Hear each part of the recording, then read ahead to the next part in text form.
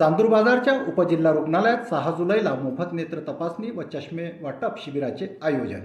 चांदूर बाजार तालुक्यातील अनेक वयोवृद्ध नागरिक हे विविध नेत्रविकारांनी ग्रासलेले असताना पैशाच्या अभावी ते नेत्र तपासणी व पुढील शस्त्रक्रिया असो व चष्मा खरेदी करणे असो अशा ग्रामीण क्षेत्रातील नागरिकांना अनेक अडचणींचा सामना करावा लागतो।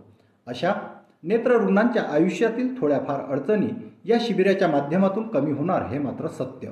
आजही ग्रामीण क्षेत्रातील वयोवृद्ध नागरिक चष्मा तुटला की त्याला दोरा बांधून घातलेले ज्येष्ठ नागरिक, एक काच असलेला चष्मा घातलेले वयोवृद्ध नागरिक आम्हाला पाहावयास मिळतात।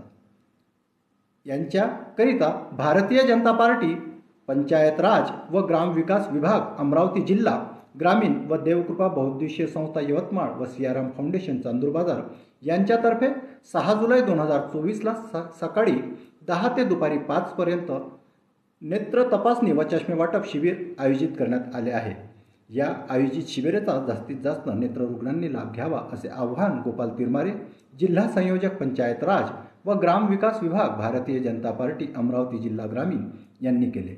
यावेळी गजानन राऊत, भारतीय जनता युवा मोर्चा तालुका अध्यक्ष चांदूर बाजार, ओबीसी मोर्चाचे सुमित निंबोरकर, अनुसूचित जाती मोर्चाचे राजू तंतरपाळे, भाजप नेते माधव अवघड, युवा मोर्चा शहर अध्यक्ष सचिन तायवाळे, भाजप कार्यकर्ता शुभम पांडे, विजय मोहोळ आदी यावेळी उपस्थित होते। बाजार तालुक्यातील सर्व नागरिकांकरिता पंचायत राज, ग्रामविकास विभाग, भारतीय जनता पक्ष अमरावती जिल्हा ग्रामीण, देवकृपा संस्था आणि सियाराम फाउंडेशन चांदूर बाजारच्या वतीनं या ठिकाणी नेत्र तपासणी आणि मोफत चष्मे वाटप शिबिराचं आयोजन करण्यात आलेलं आहे।